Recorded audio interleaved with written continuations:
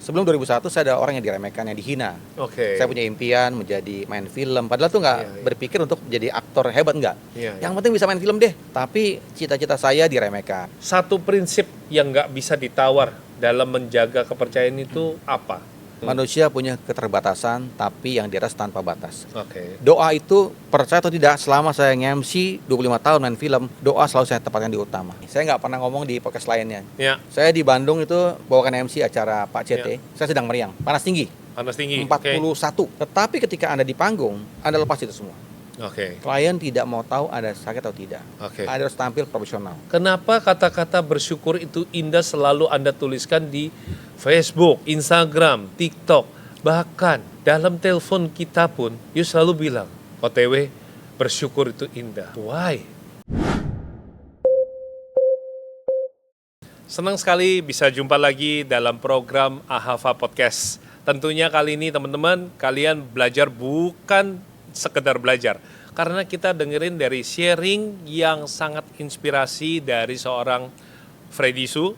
Saya rasa kalau bicara tentang Freddy Su, teman-teman bisa buka profil siapa yang nggak kenal.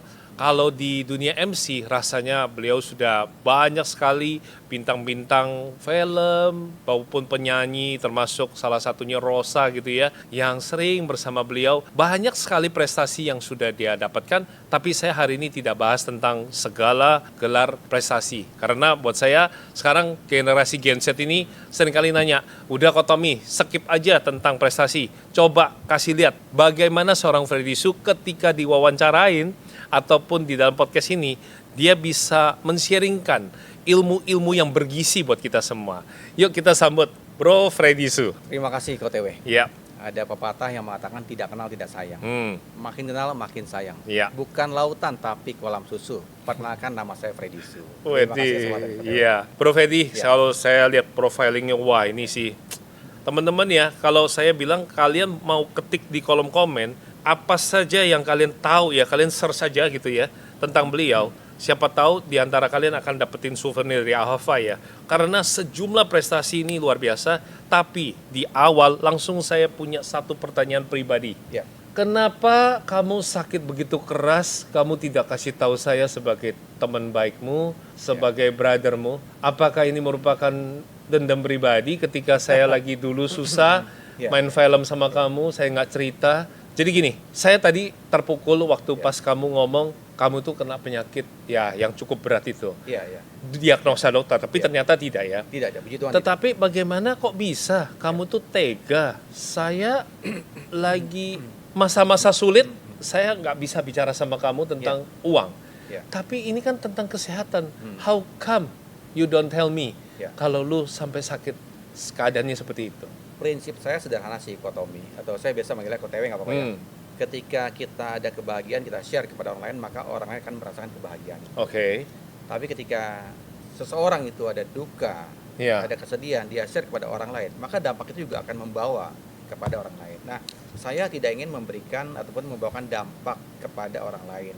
Entah itu energi kesedihan, entah itu ada bebannya. Saya lebih pribadi bahwa ketika ada kebahagiaan, saya share, Kotewe, ada mau ini nih, film nih, yuk main bareng.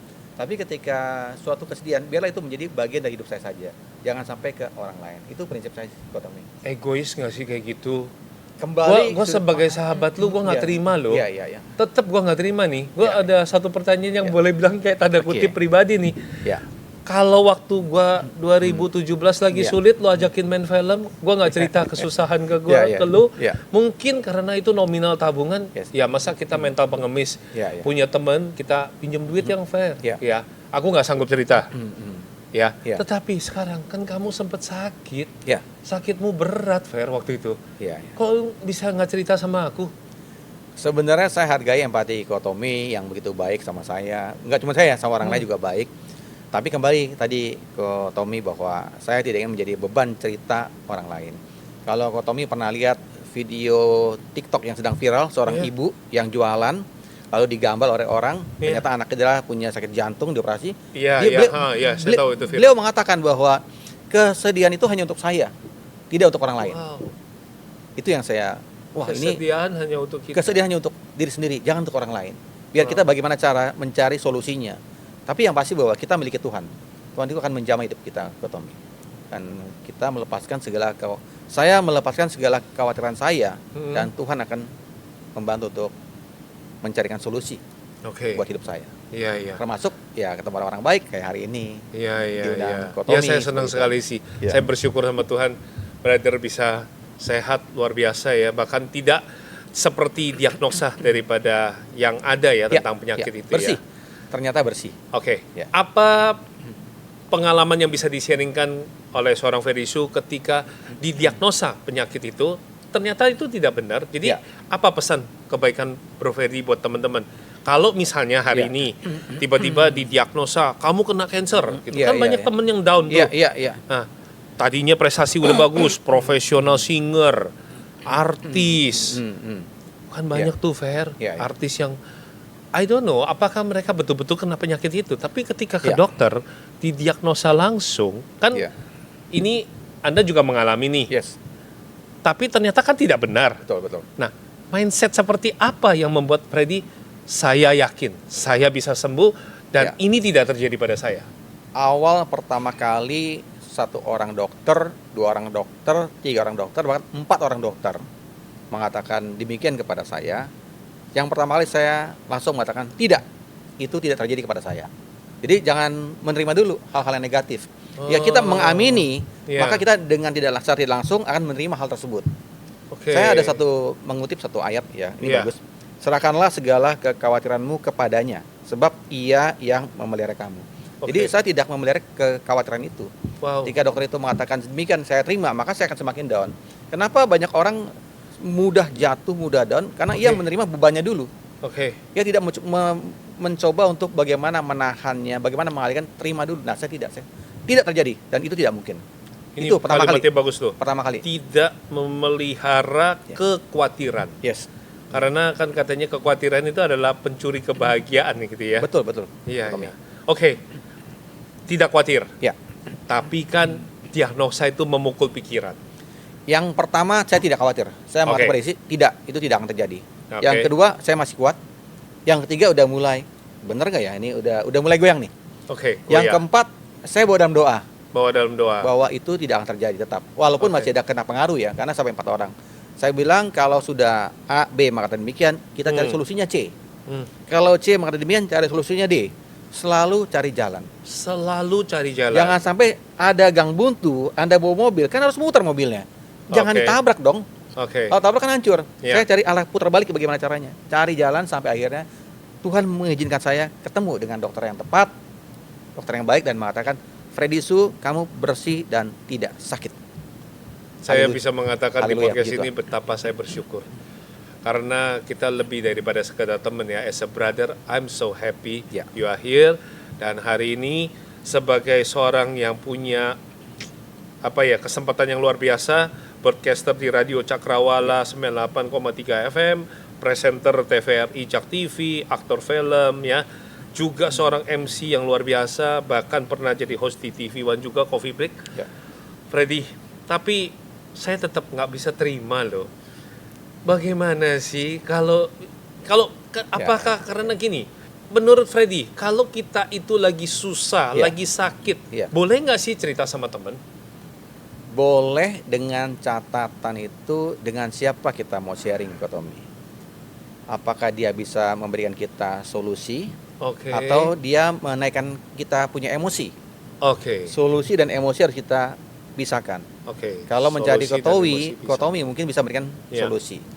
Tapi kalau dengan yang orang yang tidak tepat bisa menaikkan emosi. Good. That's a good point. Bukannya memberikan solusi malah menambahkan bumbu, akhirnya kita semakin down. Bener, Fred, jangan-jangan penyakit lu begini lo. Nah ini kan kita jadi down. Tapi kalau nyarinya KTW, Fred, selalu ada Tuhan bekerja dalam hidup kamu. Jangan patah semangat, Fred. Kita bawa doa dan pasti ada solusi. Ini kan enak. Tapi kan orang sekarang skeptis juga. Doa terus kayak hamba Tuhan aja, kamu doa terus. Kalau doa nggak kerja juga nggak ada solusinya gitu. Ketuklah pintu maka akan dibuka. Wow, yes, good. Kalau hanya ketuk sebentar 1 kali, kan belum tentu orang kedengaran. 2 kali belum tentu orang kedengaran. Kadang-kadang kita pencet bel pun nggak sekali kan? Yes.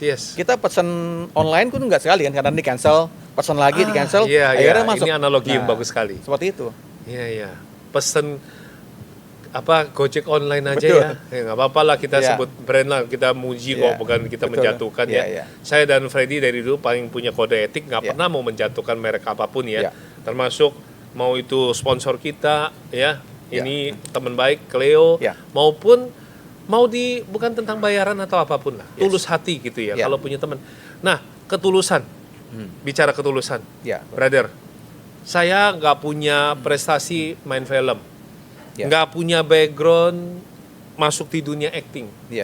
Kenapa di 2017 saya lagi di titik terendah, kamu bisa kasih kesempatan saya bermain film bersama kamu?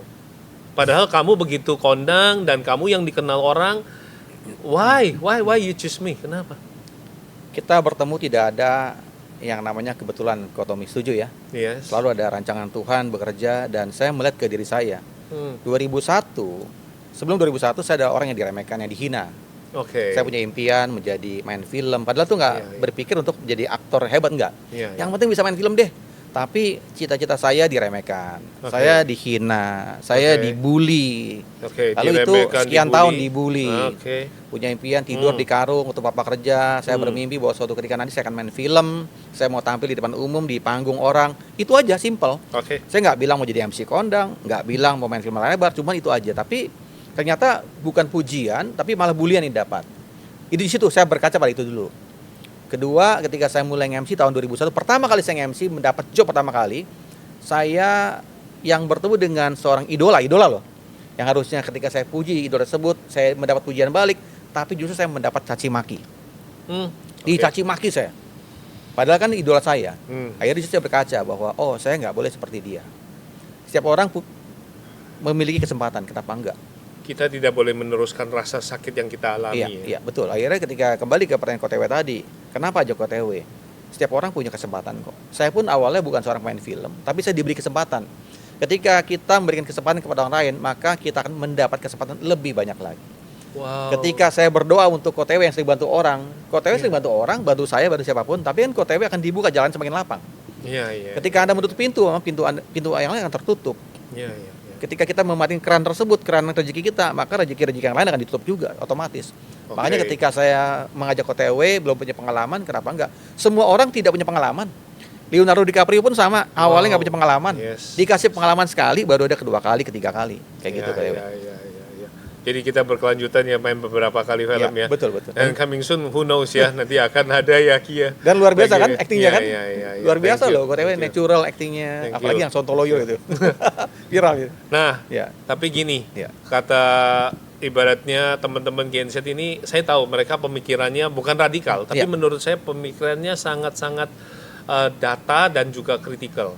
Artinya gini, sebagai seorang MC yang punya pengalaman yang luar biasa dan sudah banyak perusahaan nasional maupun internasional yang memakai jasa Anda. Cara menghandling nervous moment. Nervous. Pernah dong? Pasti. Wajar. Wajar. Apa trik paling cepat? Ini pertanyaan dari Gen Z ini pasti luar biasa nih. Dan ini nggak bisa kamu menyiapkan pertanyaan ini karena memang Kotomi tidak memberikan kesempatan itu. Aku maunya alami. Mereka kasih tembakan langsung ya. Apa trik paling cepat mengatasi grogi 5 menit sebelum on stage? Dan adakah latihan nafas atau kalimat self talk andalannya Ko Freddy? KTW kalau kita berkaca dari nervous itu tidak dapat dipungkiri. Tapi caranya bagaimana? Kan tentunya ada persiapan. 99% persiapan itu akan membawa Anda menjadi lebih ringan nervousnya, akan menurun. Kayak mau podcast hari ini. 95% persiapan. 99% persiapan akan membawa kita ke langkah berikutnya lebih ringan. Karena udah persiapan. Kita belajar, kita latihan. Segala sesuatu, atlet pun sama. Semakin dia keras latihannya, maka akan semakin percaya diri. Kayak podcast pada hari ini nih. Persiapannya kan nggak cuma hari ini kok, KTW. Udah dikabarin dulu sebelumnya ke saya, TV udah siapin, semua udah siapin. Nah, persiapan dengan matang, persiapan seperti ini kan, persiapan yang bagus akan membawa saya menjadi lebih percaya diri. Satu, persiapan yang bagus. Persiapan penting, materinya kita persiapkan. 5W 1H. 5W satu H. 5W What, satu H. why, when, who, ada how-nya, where-nya di mana, harus pelajari. Outdoor-nya apa, indoor-nya, semua dipelajari. Audiensnya itu usia berapa, kategori gimana, pendidikannya bagaimana, saya pelajari semua. Lalu kata bagaimana dalam 3 detik akan membawa orang melihat Anda. Ini siapa sih yang ngomong, MC-nya, wow keren. Kalau Hook, misalnya itu hook kalau di dunia konten, betul. hook. 3 detik. Kenapa bisa ngomong kayak begitu? Sekarang gini, KOTW, kalau misalnya cuma jalan, Bapak Ibu selamat siang, apa kabar, itu biasa aja. Bukan nggak boleh ya? Boleh. Bukan nggak boleh, boleh. Tapi ketika Anda maju tampil, Bapak Ibu, tahukah Anda ada pepatah yang mengatakan tidak kenal tidak sayang. Orang lihat nih lagi. Bukan lautan tapi kolam susu. Perkenalkan, nama saya Freddy Su. Orang mulai, ada yang tepuk tangan kan? Kita pancing lagi. Yang tepuk tangan, semoga Bapak Ibu mendapatkan berkat rezeki yang luar biasa. Oh, semakin kencang tepuk tangannya, gitu loh. Wow, jadi ada ini teknik sederhana tapi sangat jitu nih. Bisa dengan pantun, bisa dengan pertanyaan, belum apa-apa udah masuk. Tahukah Anda bahwa AHAVA adalah satu podcast yang luar biasa di Indonesia, dan ini sudah menghadirkan Presiden Amerika ke podcast ini. Orang langsung, apa sih AHAVA? Kita bertanya kepada orang, memancing reaksi. Padahal mungkin cuma gambarnya gitu ya, tapi nggak apa-apa. Amin kan? Iya, yang penting grab the attention first. Gitu. Tapi di belakang panggung sudah ada visualisasi KOTW. Kita ambil napas dulu, kita usahakan jauhkan dengan podcast, dengan handphone maksudnya. Jauhkan dulu. Selama ini kan kita nggak lepas dari handphone. Saya setengah jam sebelum tampil, handphone saya pinggirkan, kasih ke manajer, saya duduk santai, sambil napas, minum air hangat, terus? Visualisasi. Segala hal yang kita pikirkan itu yang baik-baik. Sorry, kata-kata adalah doa. Kata-kata adalah doa. Doa adalah kata-kata. Saya yakin saya bisa, saya sukses, saya lancar. Kayak doa, saya bawa doa loh. Ini podcast ini saya bawa doa. Tapi kalau ada orang belum tampil, pernah nggak sih zaman-zaman sekolah dipanggil sama guru, Freddy Su maju matematika, mati gue. Nah, betul kan? Kata-kata ini kan yang menjadi kata-kata racun. Makanya ketika mau tampil, saya katakan saya akan dijamah oleh Tuhan, podcast ini lancar, diberikan Roh Kudus, dan semuanya bisa berjalan dengan baik. Good. Seperti itu MC. Nah, bicara tentang hook opening. Gimana sih caranya buka acara supaya audiens itu bisa diam, fokus di 30 detik pertama? Karena kadang-kadang kan, apalagi dia lihat masih anak muda, MC muda nih, diminta untuk di acara yang sejumlah hadir itu adalah orang senior, kadang kan lagi ngobrol sendiri, asik sendiri. Masa dia naik panggung, tes perhatian, kayaknya kayak gimana gitu ya? Nah, ada nggak tipsnya? Ada KOTW. Sebelum masuk ke panggung, saya mengambil momen bagaimana caranya mengenal audiens di bawah panggung. Sebelum mulai ya. Jadi saya berteman dulu nih. KOTW saya nggak kenal. Ada Cici di sampingnya. Ada anak kecil. Saya akan tanya, aduh adik cantik sekali. Siapa namanya dik? Yang jawab siapanya? Bapaknya atau mamanya? Ditanya tuh dek, siapa namanya? Saya mulai berteman dulu. Oh, nama siapa? Oh, Victoria Wong. Wah, pintar. Oh, Pak, Bapak kemejanya bagus ya, Pak. Saya berteman dulu. Dari sana saya menciptakan satu siklus teman. Teman-teman sudah ada, saya bangun teman nih. Saya bangun dulu nih. Ketika saya muncul, orang-orang yang saya ajak berteman tadi otomatis akan mendukung saya. Ya, sudah ada fans ibaratnya nih, sudah teman nih, sudah didukung nih. Nah, baru mulai dengan beberapa. Bisa dengan pantun, bisa dengan pertanyaan, bisa dengan pernyataan, bisa dengan statistik.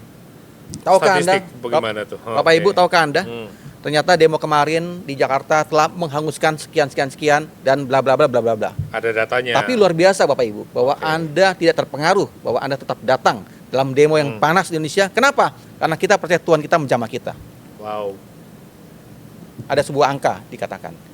Ada datanya. Jadi, kalau bicara kayak gitu harus ada data ya, nggak bisa main asal tuh. Jadi membuka dengan kata-kata yang lagi viral juga bisa. Lagi Contohnya? Viral yang lagi, tapi dengan tidak menyudutkan ataupun membawa menjadi objek yang negatif ya Pak OTW. Ya, misalnya kita bicara public speaking nih, kita bicara. Bapak Ibu, ya kita tahu bahwa kemarin ini baru-baru heboh. Seorang pemimpin daerah dalam membawakan pidatonya dan umum memancing reaksi masyarakat. Oke, kita persempit. Anggota DPR yang dipilih oleh rakyat ternyata menyakiti hati masyarakat dengan kata-katanya seperti bla bla bla bla. Orang ingat, oh iya baru kemarin sedang heboh. Tapi dengan konteksnya yang sesuai dengan acara yang dibawakan.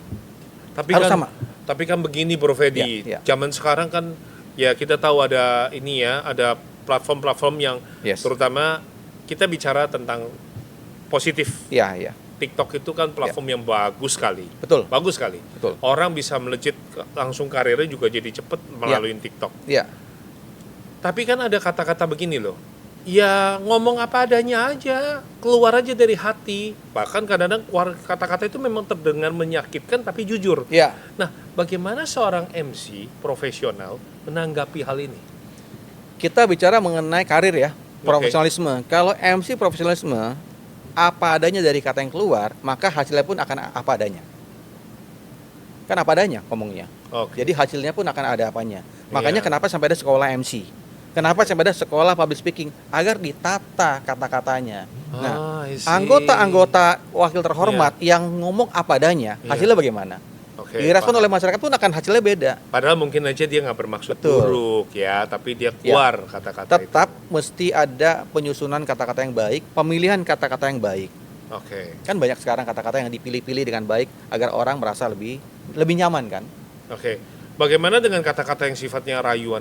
Lu dasar cuma ngerayu rakyat atau ngerayu ada maunya gitu. Nah, itu bagaimana? Orang sekarang kan sudah pintar OTW antara rayuan ataupun yang tulus bekerja. Kalau orang yang tulus bekerja sudah ada track recordnya, dia ngomong apapun orang percaya. Tapi kalau orang yang dia nggak pernah nongol, nggak pernah turun ke bawah, tiba-tiba ngomong sesuatu, orang kan bertanya-tanya ada apa ini? Apalagi kalau dalam masa-masa kampanye kan. Nah, ada maunya kan baru datang kan. Beda loh kayak KTW kan. Selalu bantu UKM, ya enggak? Jadi KTW kemanapun akan menjadi berlian ini. Ini KTW datang nih pasti ada pencerahan nih. Saya bisa mengambil underline tadi. Bagus banget tuh perkataan dari Bro Fedi. Kalau you profesional, kata-kata yang dikeluarin profesional di depan para profesional, maka hasil yang kamu dapetin juga profesional. Betul. Berarti kata-kata yang berasal dari hati, yang diucapkan dengan hati-hati, itu akan menyentuh hati. Betul. Termasuk bisa sebaliknya menyakiti. Nah kalau sekarang, kan orang kadang-kadang gini loh, jadi MC ya, kesel dia. Orang main handphone, orang tidur, bagaimana ya caranya ini sampai ada... Kasih tahu dong, Freddy, 3 teknik efektif supaya orang bisa kembali engage tanpa harus marah-marah atau terkesan menggurui. Soalnya kalau saya pribadi pernah, saya nggak bilang sama Freddy kalau saya datang ke acara itu, tapi you yang ada di situ, acaranya inti kalau nggak salah waktu itu, you bawa, berikutnya akan manggil penyanyi. Saya lihat cara membawakan you itu enak, flow enak banget, dan tidak berkesan menggurui, dan saya lihat di ruangan itu sedikit sekali yang main handphone. Ada mungkin karena penting aja. Itu bagaimana? Ada nggak 3 teknik yang boleh dibagiin? Ada beberapa audiens itu kita lihat tipenya dulu. Dan kita tidak bisa melarang semua orang untuk bermain handphone. Kalau 1-2 mungkin tadi oke. Tapi kalau semua orang bermain handphone berarti ada yang salah nih. Kalau semua sibuk, semua ngobrol berarti ada yang salah. Tapi kalau 1-2 orang ya mungkin ada urgent itu oke. Tapi ada satu trik sebenarnya sih KTW. Pada saat seorang MC atau seorang pembicara, kita bisa dengan mudah cara halus. Bisa dengan melemparkan joke atau joke humor. Biasanya orang akan fokus nih dengan sebuah cerita pendek. Bapak Ibu, ini ada sebuah cerita nih bahwa ini baru viral baru ini. Orang akan dengerin. Atau kalau nggak bisa diganggu juga, kita akan melangkah ke bawah, melangkah untuk berbicara di sampingnya. Kalau di depan, orang itu pasti kalau ada orang bicara pasti diam nih, taruh handphone. Pasti. Atau memuji. Bapak yang baju biru, dia taruh dong. Terima kasih lupa. Saya sejak awal mengamati Anda sudah datang di pagi-pagi. Tadi acara jam 9, Bapak jam 8 sudah datang. Dengan pujian, orang kan respect jadinya. Kita memuji orang-orang dimanapun selalu senang dipuji.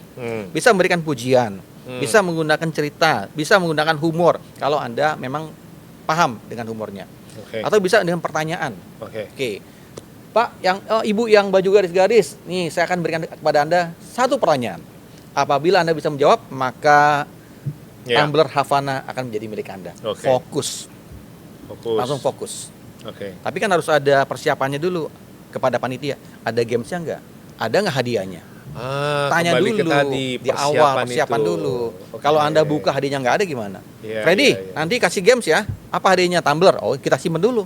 Jangan langsung dikeluarkan. Pada saat kondisi tertentu yang mungkin kita lempar. Benar nggak berarti gugup itu adalah sebenarnya jawaban dari kurang latihan dan kurang persiapan. Kalau yang persiapan lebih matang tetap gugup, tapi hanya sebentar dapat dikendalikan. Bedanya cepat, begitu. Bedanya. Tapi kalau tidak ada persiapan, gugupnya makin parah. Bodinya lah, cara ngomongnya lah, matanya kemana-mana, itu bedanya. Tapi kalau persiapan dengan matang, dengan cukup sangat baik, gugup tetap gugup. Karena gugup itu membuat orang agar tidak terlalu pede kok. Oke. Jadi sombong nanti kesannya. Iya. Tapi hanya dia bisa menguasai dengan cepat panggung itu. Prof. Edi, Ya. dipercaya 16 tahun berturut-turut untuk event pengusaha terkaya se-Asia Tenggara. Puji Tuhan. Satu prinsip yang nggak bisa ditawar dalam menjaga kepercayaan itu apa? Dan contoh seperti apa saat prinsip itu teruji? Ya. Anda dilihat berbeda oleh klien, punya keunikan ya. Keunikan. Diferensiasi. Ya. Bedanya apa sih kalau saya pakai Freddy Su sama si B? Sama aja. Ya. Oke, ngapain pakai Freddy Su terus? Ada ketika dia sudah percaya klien kepada Anda, ada keunikan, berikan yang terbaik. Kalau Anda dibayar Rp1.000, berikanlah jasa Rp10.000. Paham ya? Nggak hitungan, nggak buru-buru, bisa kerjasama. MC itu nggak cuma dia loh KTW, ada bagian-bagian lainnya. Nggak cuma di panggung, gue MC nih, enggak. MC itu harus merangkul bagaimana panitia bawahnya, orang dirangkul semua, yang atas, tengah, bawah, semua dirangkul biar nyaman. Setelah itu komunikasi, menjaga hubungan. Saya sama KTW kenal sudah lama. Pernah nggak saya lepas handphone sama sekali nggak hubungin KTW? Minimal saya sapa. Walaupun nggak ada kegiatan apapun. Nggak ada apa-apa. Komunikasi. Saya sampai sekarang saya hubungin, Ibu sehat selalu ya Bu. Ada kerusuhan saya chat juga beliau. Hati-hati Ibu. Nyaman loh. Maintain the relationship. Di maintain nyaman. Akhirnya ingatnya apa? Freddy Su. Ingatnya Freddy Su. Ya mungkin nggak semuanya saya, tapi kan dari 10 job saya dapat 7, 8, 9 kan puji Tuhan. Kayak gitu kok. Oke. Ya. Nggak munafik bicara Anda cari makan, Anda berjuang keras buat keluarga, Anda perantau yang luar biasa buat saya. Pagi, siang, malam, luar biasa lah kegiatan Anda mencari, yang mana namanya mencari nafkah, pejuang nafkah. Sekarang, ini pertanyaan dari saya pribadi nih. Ada teman baik ya, dia referensi temennya, Ya. Temen ini tidak baik sama Anda, biasa aja, klien. Terjadwal, sudah diorganize, sudah memiliki hari jadwal di mana Anda harus MC di acaranya dia. Ya. Nominal acara itu untuk dipanggil adalah 100 juta. Oke. Ya. Udah lock nih. Iya. Tiba-tiba, Iya. tadi bicara ada orang kaya luar biasa. Dan dia punya potensi untuk bisa memberikan kamu kesempatan jadi MC ataupun jadi bagian daripada semua kegiatan acara dia untuk long term. Ya. Tapi memang jadwalnya dia tiba-tiba dan nabrak. Ya. Pada hari di mana Anda sudah ada terjadwal tersebut. Ya. Dan dia janjikan, Freddy, nggak soal 100 juta, gue bayar 3 kali lipat. Ya. Bahkan lu mau minta berapa? Let's say 5 kali gue bayar. Ya. What you gonna do? Apa yang akan kamu lakukan? Ini sudah terjadi beberapa kali dalam kehidupan saya. Jadi sekali lagi komitmen kok. Bahkan saya pernah menerima job yang saya tidak minta bayaran. Job sosial, saya tidak menerima bayaran, sudah di lock tanggalnya. Tiba-tiba ada job masuk yang memberikan saya angka yang fantastis. Apakah saya ambil? Komitmen KTW. Saya tidak, saya akan ambil tetap job yang tanpa bayaran, saya kerjakan, bahkan kebayar. Kenapa? Komitmen. Kalau saya udah janji sama KTW. Orang bilang kamu idealis dong. Nggak bisa begitu. Munafik amat, orang 10 kali lipat kok. Gini KTW. Lu matiin rezeki keluarga. 10 kali lipat itu dari angka manusia. Dari angka Tuhan, itu ada angka yang lebih besar lagi, yang digantikan. Wow. Dan itu terjadi dalam hidup saya. Saya hari ini janji sama KTW nih podcast. Tiba-tiba saya membatalkan sepihak karena saya ada job yang besar. Satu, sama KTW punya nilai kok Freddy begini ya. Dua, saya menilai pertemanan dari sisi angka. Taruh saya dapat 100 juta di luar. Sebentar, cepet dia mungkin berapa bulan atau kegunaan lainnya selesai habis. Tapi nilai dari KTW ini nggak bisa dibayar dengan cepet itu KTW. Paham ya?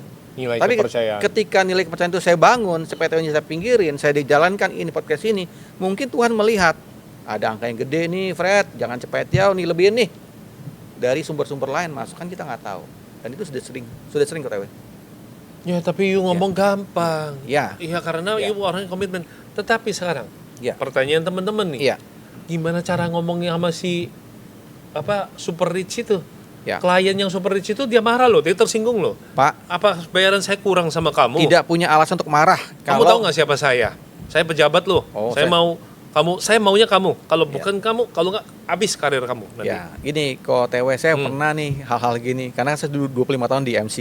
Ya. Jadi pengalaman ini seru-seru sekali. Ya. Kalau kita jawabnya dengan cara arogan, orang pasti marah. Oke. Nah, kita pengen Ya. tahu seorang Freddy Su bagaimana cara jawabnya. Saya terima kasih banget Bapak ngundang saya. Ini merupakan suatu kehormatan buat saya loh Pak. Tapi tanggal 1 Agustus ini saya hari Sabtu nih Pak ya. Saya sudah full Pak, sudah ngisi. Tapi tanggal 2 kosong nih Pak. Gimana Pak kalau tanggal 2? Nggak bisa, acara saya hari itu juga. Saya pernah coba waktu itu di salah satu properti besar. Saya hubungin, ternyata bisa pindah tanggal. Oke. Bahkan sama orang yang ulang tahun 16 tahun juga berturut-turut. Selain ibu yang tadi ya, ada ibu lagi. Sama, tanggalnya bentrok. Saya coba merayu, akhirnya bisa. Kan kita mencoba dulu. Kalau nggak bisa, solusinya, Pak, karena saya sudah menerima, Bapak kan juga profesional kan Pak? Bapak juga orang profesional. Nggak mungkin dong Pak, mengingkari apa yang sudah Bapak katakan. Kan kita harus puji-puji dulu. Ya merendah untuk menang, kenapa tidak gitu loh. Rendah hati ya. Pak, ada solusi nih Pak yang nggak kalah keren Pak. Teman saya namanya Ko Tommy Wong. Pengalaman MC bla bla bla bla bla bla, sudah tampil di Amerika, di Kanada, Jepang, main film bla bla bla. Ini saya yakin akan buat acara meriah. Why not? Referensi. Orang akan seberapa keras sih orang KTW dengan ego Nggak mau. Saya maunya kamu. Tidak bisa. Saya akan mohon maaf Pak. Kalau udah ambil duluan ya. Lalu bagaimana cara kamu mencairkan kebekuan yang ada? Padahal dia juga, ya bukan artinya dia jahat ya. Dia suka sama kamu. Cuman namanya waktu kan terlambat datang. Kita bagaimana supaya bisa terjalin tetap baik gitu loh. Kalau selama ada kontraknya dengan Kotomi, saya sudah kontrak, otomatis kan saya nggak bisa apa-apa.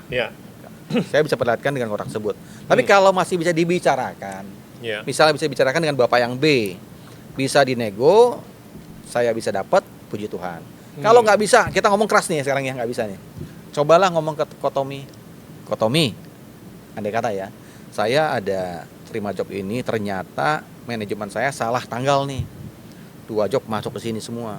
Mau diskusi Kotomi ya. Artinya pihak pertama diajak ngomong. Mohon maaf nih Kotomi. Solusinya bagaimana kalau misalnya nih Kotomi, saya sekian, bayaran saya kembalikan semua, tapi saya support MC yang bagus buat Kotomi. Dua-dua nggak dirugikan. Uang MC saya nggak ambil, tapi saya gantikan MC Anda yang bagus. Toh saya dapat duitnya gede dari sini, saya subsidi silang ke sini. Kan semuanya akhirnya damai semua. Bahkan Anda tidak ragu ya dengan 10 kali lipat bayaran tadi. Kan dia artinya bayar you 1M. Betul. You bersedia keluarin cepet ya, Kenapa kembali tidak? ke yang tadi, yang pertama, bahkan you bayar. Betul. Kan sebagai komitmen. Dua hubungan ini menjadi baik. Freddy Su bisa dipercaya. Wah, ini unik nih. Ini unik nih. Kenapa tidak? Iya. Anda masih dapat 800 juta karena ada subsidi 100 juta you kasih temen you acaranya dia. Ini ada satu kisah nyata. Okay. Waktu di keluarga saya ada yang meninggal, koko saya lah cerita. Saya sudah ambil duit klien. Kan saya nggak bisa pergi kalau saya meninggal. Saya kasih MC yang terbaik, saya pilih ke klien. Uang saya nggak mau ambil. DP sudah masuk kecil sekali. Akhirnya saya serahkan. Orangnya tetap mau transfer saya, nggak usah Pak. Saya bilang, ini komitmen saya. Oke. Akhirnya uang sound system, musik, penyanyi yang cukup besar, semua saya nggak ambil. MC saya yang bayar. Tapi kan nama saya jaga gitu loh. Iya. Orang itu nggak bisa marah lagi. Metode yang masuk akal. Coba dialog. Intinya sih dialog sih kok. Komunikasi ini. Komunikasi ya. Oke.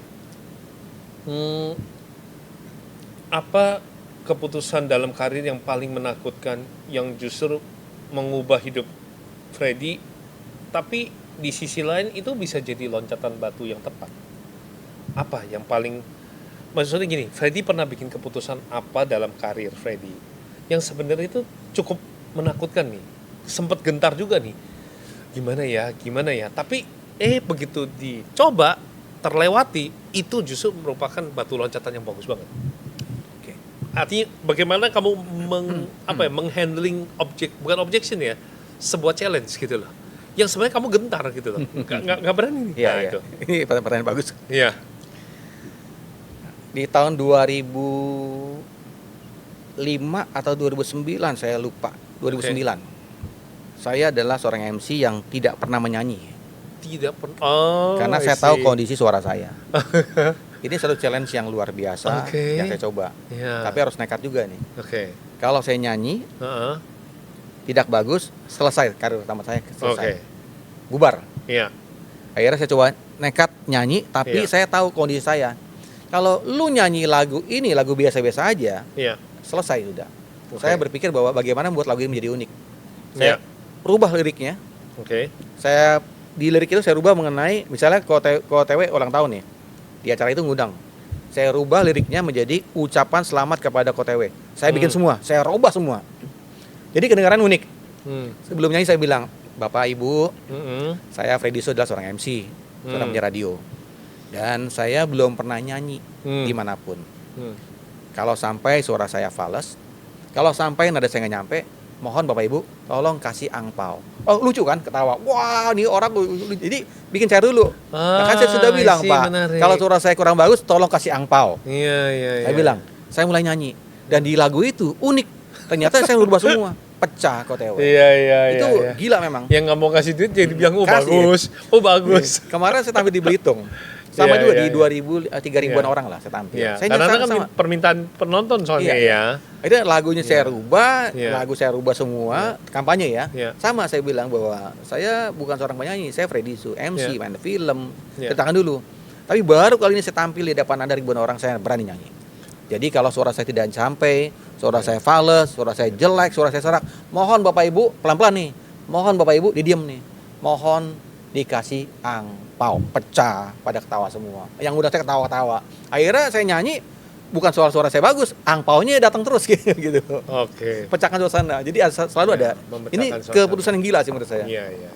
Jadilah berbeda. Tapi setelah terlewati malah jadi wah nyaman gitu Betul. ya. Oh, ternyata saya bisa juga nih Betul. menghandle keadaan itu ya.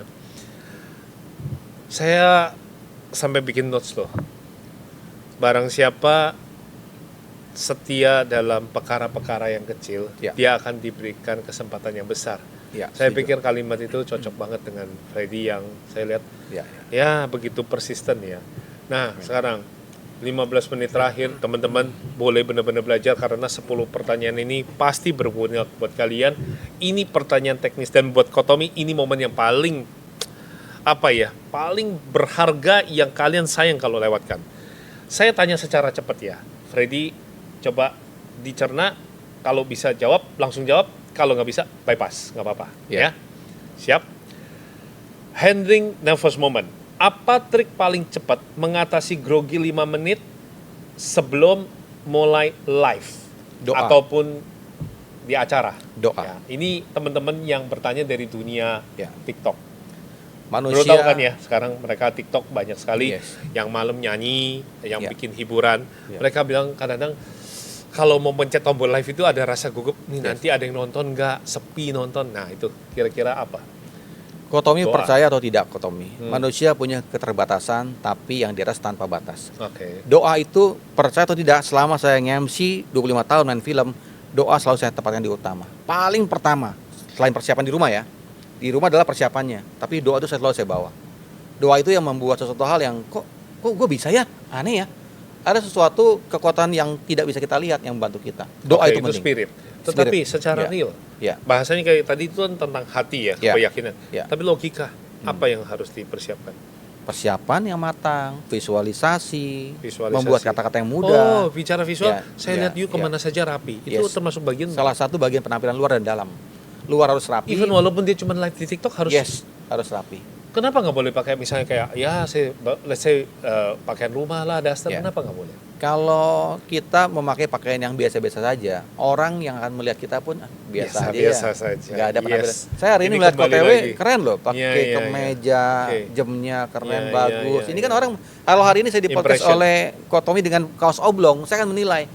Kaos dalam hati ya. Iya. Kaos gue gini amat ya. Iya, Betul nggak? iya. Tapi kalau gini kan kita respect. Iya. Oh iya, memang persiapannya respect. Harus. Saya sambil mikirin untuk Freddy apa yang cocok kan gitu ya. Oke.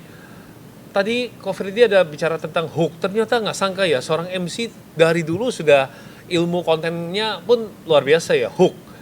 Gimana sih caranya secara gampang deh Ya. buka acara biar langsung nggak beku, cair. Ya. Acaranya apa nih? Kita akan lihat dengan kondisi gini kok. Kalau misalnya kita bicara kesehatan, kedokteran, kita harus sekarang kan gampang kok TW. Dulu ada namanya Mbah Google. Sekarang ada yang namanya ChatGPT dan begitu mudah. Persiapan kita bikin dulu nih. Yang berkaitan dengan bahasa kedokteran. Walaupun saya bukan dokter, setidaknya kita harus mengenal dulu beberapa poin-poin penting. Siapa tamu yang Anda undang? Kalau Anda guru, yang datang guru kebanyakan kita cari mengenai materi mengenai guru. Jok tentang guru. Kalau dokter, jok tentang dokter. Kalau yang datang adalah perbankan, masa kita ngomong soal dapur, makanan kan nggak nyambung. Kita pelajari materi-materi biar orang menyangka ini MC punya ilmu nih. Setidaknya ngerti perbankan nih. Kita pelajari perbankan. Kalau mengenai politikus yang datang, kita harus sedikit banyak mengenai politik situasi yang terjadi pada hari ini ataupun yang lagi hotnya apa. Wow, jadi Anda nggak cuma sekedar MC ya, maksudnya siapa yang datang seremoni untuk acara doang, tapi Anda mempelajari juga gitu ya. Kata pembukanya gimana kaitannya dengan yang bersangkutan yang datang siapa nih? Bukalah mengenai tentang dokter lah, jok ya, ataupun tentang quote tentang dokter. Tahukah Anda Steve Jobs itu, Bapak Ibu? Dia pernah mengatakan, pada saat di rumah sakit di meja operasi, beliau mengatakan, apalah arti uang saya? Apalah arti nama saya? Apalah arti iPhone bagi saya? Tapi kesehatan adalah yang utama. Steve Jobs mengatakan demikian. Maka ketika di zaman COVID saya diundang, ada Pak Mendagri kita itu, Pak Tito. Saya ngomong soal kesehatan, mengenai quote itu. Beliau langsung ngomong di panggung. Wah, dia bilang, ini luar biasa MC-nya, dia bilang. Saya jadi teringat mengenai, ternyata benar ya, kesehatan. Itu kan mengenai COVID pada itu kan. Quote-nya hantam dulu mengenai kesehatan. Gitu loh. Oke. Sebagai pemain film, MC, dan juga orang yang sangat profesional di bidangnya, kadang bisa terjadi rundown kacau. Narasumber telat, artisnya ngambek. Aktornya nggak datang, nggak jadi datang. Betul. Ditambah keselip lidah kalau hafal naskah. Ya. Bagaimana supaya kelihatan tetap smooth? Ini cakep pertanyaannya, hostnya hebat nih, luar biasa. Saya pernah keselip lidah saat siaran radio di Cakrawala. Jadi Plaza Senayan, saya sebut Plaza Indonesia. Dalam sekian detik. Ini harus cepat nih otak nih, harus cepat switch-nya. Gitu menyadari kesalahan. Ya, harus cepat. Jadi ada acara yang akan dilaksanakan di Plaza Indonesia. Teman saya bilang Plaza Senayan. Yang saya maksud KTW Plaza Senayan yang ada di Indonesia. Walaupun orang tahu saya salah, tapi orang akan berpikir, gila cepat banget pikirnya ya, ini hostnya. Jadi harus cepat cari cara gitu loh. Satu. Terus kalau lu mengenai memperbaiki, jangan ragu memperbaiki. Jangan ragu untuk memperbaiki. Lalu mengenai tadi KTW ada bintang yang datang, pernah nggak sih? Pernah. Pernah. Yang telat pernah juga. Yang lagi viral malah. Yang lagi viral, yang lagi booming, semua orang tahu dia, saya nggak sebut nama ya. Diundang jam 11 itu harusnya sudah mulai live. Yang kayak KTW di KIS ya. Dulu namanya Ko Freddy Sun namanya dulu. Kisah orang Freddy Sun. Jam 10.45 baru datang. Bukan salah kita. Sudah saya hubungin, pagi sudah saya follow up, dihubungi oleh manajemen, kembali ke karakter. Tapi kan akhirnya kan orang kan jadi tahu, bintang tamu ini ternyata nggak memiliki satu disiplin waktu. Ada nggak respect sama saya yang paling luar biasa bintang tamu? Ada. Itu almarhumah Eyang Titi Kuspa. Luar biasa. Respect. Sangat respect saya. Iya, kalau saya sih gitu. Kalau misalnya ditentukan jam 10 gitu ya, jam 7 udah jalan. Nggak apa-apa, memang ketemu resiko macet itu pasti. Tapi kalau macet 2-3 jam rasanya kayak terlewati lah. Tapi solusinya apa kok kalau misalnya kan jam 11 mulai. Tamu kan audiensnya sudah nungguin di radio nih. Mana nih? Jangan patah semangat. Jangan tunggu klien sampai di radio baru mulai. Hubungin dengan teknologi. KTW karena kita sudah mau mulai 5 menit lagi, live dulu ya. Sambil live di mobil, nanti sambil tunggu kedatangan KTW. Kan nggak terputus. Benar-benar, ya. Jadi hubungan tetap, itu menghargai waktu. Jadi akhirnya live di radio tetap berjalan. Cuman bedanya adalah vokalnya beda di telepon dengan di mic. Seperti itu. Anda ini juga punya satu skill yang keren itu adalah MC bilingual Indonesia Mandarin. Nah, bicara tentang hal ini, apa momen yang paling tepat untuk switch bahasa ya? Dan gimana caranya menghidupkan audiens yang bilingual? Artinya ada audiens orang Indonesia yang hadir yang nggak ngerti Mandarin. Ada juga para petinggi para petinggi China yang hadir. Gimana caranya biar supaya nggak kagok gitu, menghidupi suasananya? Nggak gampang loh itu tuh bilingual. Saya pikir tantangan tersendiri. Kalau klien itu memilih MC-nya 2 bahasa, ada 2 orang, Mandarin, Indonesia, itu masih so far masih aman. Ada Indonesia, ada Mandarin. Tapi kadang-kadang klien meminta cuma satu orang, tapi 2 bahasa. 2 bahasa. Nah, kembali sebelum mulai saya selalu memetakan, Pak Tommy, ini Anda minta saya 2 bahasa. Berapa persenkah bahasa Indonesianya, berapa persen bahasa Mandarinnya. Ya. Dan saya akan memetakan yang datang itu berapa persen yang diundang. Selalu, saya akan selalu itu menjadi bagian jadi pembelajaran saya. Jadi jadi saya akan good point. Saya tanya kepada Kotomi ini. Yeah. Oh, Freddy, yang saya undang adalah dealer toko handphone. 80%, iya. 80% di Indonesia. Iya. Aman. Kita perbanyak bahasa Indonesia. Iya. Momen-momen penting pakai bahasa Mandarin. Oke, 20%-nya kita sapaannya pakai Mandarin. Okay. Jadi saya memetakan dulu. Porsinya dipetakan. Jadi saya pun akan tahu duduknya di bagian mana, Pak. Ini sangat teknikal yang sebelah kiri dari Indonesia, Nusantara. Yang sebelah kanan dari Tiongkok. Kita udah tahu nih poin-poinnya nih. Okay. Nah, akhirnya saya bagaimana di Indonesia ngomong sedikit di sini, ke kanan mulai mancing bahasa Mandarin. Oke. Storytelling buat MC. Ini mudah-mudahan berguna buat teman-teman yang di dunia TikTok ya. Teknik storytelling yang singkat tapi bikin eventnya berkesan, bikin audiensnya jadi tertarik mau dengerin apa? Storytellingnya. Storytelling ini bagus ke TW yang tadi ke TW katakan, tapi nggak bisa terlalu panjang ya dalam dunia MC.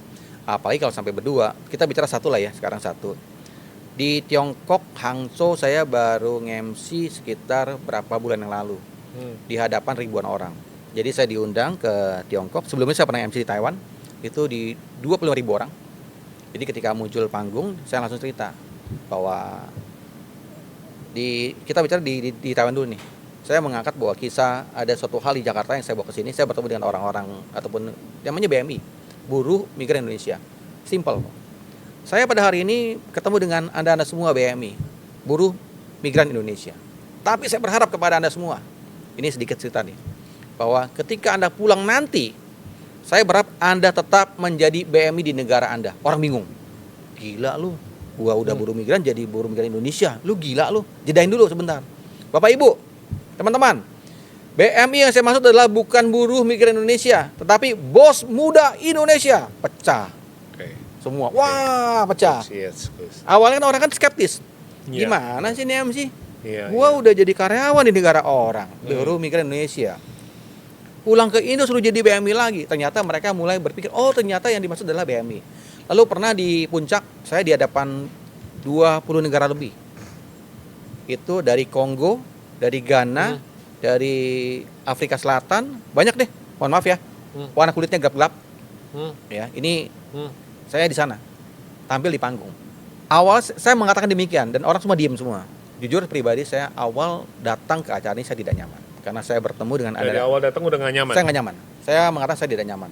Saya tidak nyaman bahkan saya mau pulang. Saya menjaga jarak dengan Anda. Mohon maaf, saya langsung tembak orang-orang ini. Beberapa negara. Pada matanya pada kayak agak sedikit kesel nih. Tapi tahukah Anda, setelah 3 hari di sini, ternyata Anda semua adalah ciptaan Tuhan yang paling seksi. Wah, I love you brother, saya bilang gitu. You are my family. Semua langsung tepuk tangan. Jadi jangan langsung puji dulu ke TW. Bikin ada kata-kata yang pro kontra dulu. Pro kontra. Saya nggak nyaman dengan Anda hadir di sini. Saya merasa saya tidak pantas untuk hadir di sini, bertemu dengan Anda semua. Orang kesel kan? Tetapi setelah 3 hari digembleng di acara Kotomi Wong, pembicara yang hebat, Kotomi Wong menyentuh hati saya. Tuhan menyentuh hati saya. Sekarang saya katakan kepada Anda semua adalah makhluk Tuhan yang paling seksi. Pecah OTW langsung. Nah, bicara seperti itu, namanya orang lagi nggak mood, gestur tubuh nggak bagus. Ya. Kadang terlihat loyo dan sebagainya. Saya bingung loh. Bro Freddy ini menurut saya memang cocok sebagai aktor film. Di foto dari angle manapun itu selalu terlihat oke. Padahal kan kadang-kadang ada orang yang ya di acara ya di foto bisa pas posisi lagi merem atau nguap atau mungkin lagi bungkuk. Bro Freddy bagaimana ya caranya bisa berjam-jam di atas panggung secara profesional membawakan dengan intonasi nada yang tetap enak di kuping, gestur tubuhnya di foto sama orang juga dari berbagai angle. Saya curiga, you belajar sama Liu Tauhua atau bagaimana? Kok di foto oke-oke aja gitu loh. Gak ada tuh mau ngambil foto momen gak bagusnya Freddy itu sulit gitu loh. Maunya sih begitu ya, Adilau. Tapi orang sering bilang saya kayak Jack Ma ya. Iya. Kok Tommy saya buka di sini. Saya nggak pernah ngomong di podcast lainnya. Saya di Bandung itu bawakan MC acara Pak CT. Saya sedang meriang, panas tinggi. 41, panas tinggi. Tetapi ketika Anda di panggung, Anda lepas itu semua. Klien tidak mau tahu Anda sakit atau tidak. Oke. Anda harus tampil profesional. Turun dari panggung meriang lagi. Oke.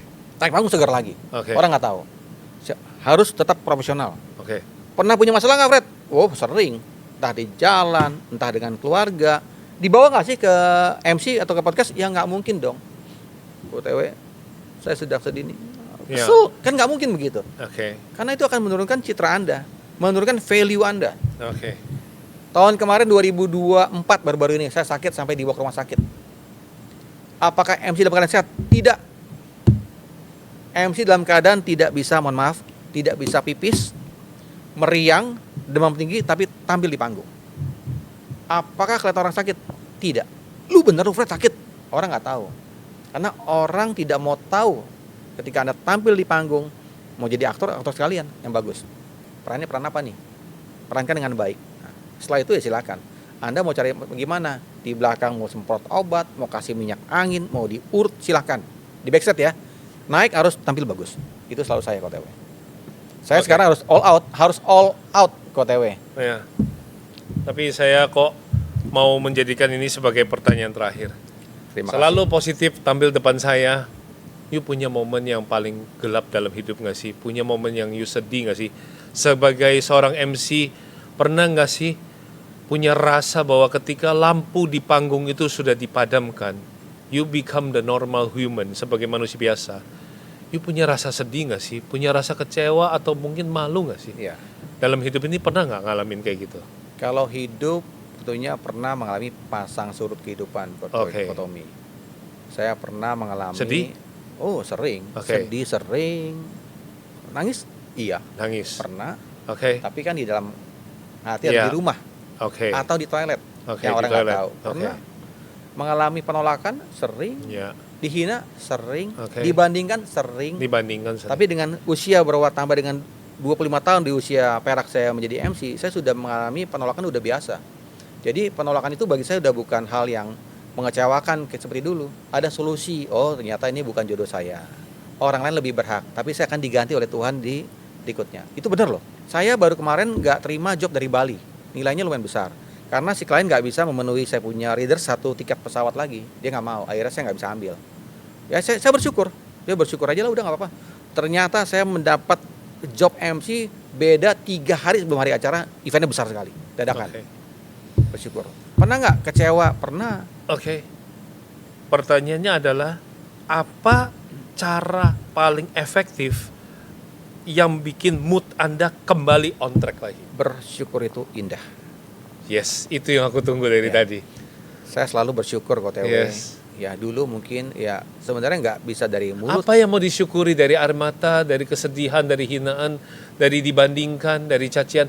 Kenapa kata-kata bersyukur itu indah selalu Anda tuliskan di Facebook, Instagram, TikTok, bahkan dalam telepon kita pun, you selalu bilang, OTW bersyukur itu indah. Why? Ini you sampai matanya berkaca-kaca loh. Hujan badai tidak akan terus-menerus menimpa dunia ini. Pasti ada pelangi yang indah. Biasanya setelah hujan itu ada pelangi yang indah. Kemacetan di Jakarta memang macet menjebalkan. Tapi kalau Anda nggak jalan, Anda stuck di situ nggak akan nyampe tujuannya. Anda jalan, akhirnya sampai juga ke rumah. Anda mau pilih jalan, Anda mau pilih mengeluh, marah-marah di mobil, atau mau jalan aja di mobilnya, atau mau diem aja, kan enggak? Ya begitu kok TW. Jadi saya daripada saya meratapi nasib saya mengeluh, saya menangis, aduh kok nggak dapat sama gue, ya ini jobnya ya. Akhirnya saya sekarang udah bertahun-tahun ini saya bersyukur, bukan milik saya. Busi nih de ciu puyao mianciang. Yang bukan punya Anda jangan dipaksakan. Itu bahasa Mandarinnya. Busi nih de ni ciu puyao mianciang. Yang punya hak Anda jangan dipaksakan. Tapi ada yang digantikan kepada Anda. Enggak hari ini, besok. Enggak besok, lusa. Simpel kok. Enggak lusa, minggu depan dapat Fred. Enggak minggu depan, bulan depan Fred dapat. Ternyata benar. Jadi pas saya coba formulanya, benar loh. Ya udah saya pakai lagi terus. Pakai sampai sekarang kok TW. Bersyukur itu indah. Ketemu KTW bersyukur saya. Diundang podcast ini bersyukur saya. Iya. Wow, kalimat penutup yang sangat indah sekali. Bersyukur itu indah. So, teman-teman, saya yakin di podcast kali ini Anda banyak belajar, dan pastinya buat kalian yang di dunia TikTok yang menjalani live tengah malam, mungkin kadang-kadang merasakan kesedihan yang begitu mendalam, nggak ada yang nonton, nggak tahu cara bangun traffic, bagaimana penonton bisa interaksi. Saya yakin melalui podcast ini Anda akan dikuatkan kembali, Anda dapat banyak tips dari Ko Freddy yang begitu humble, yang mau menceritakan bagaimana 25 tahun perjalanan karir dia bagikan kepada kalian semua. Dan tepatnya satu kalimat yang terdengar selalu menyejukkan hati adalah bersyukur itu indah. Sampai ketemu lagi di episode Ahava berikutnya.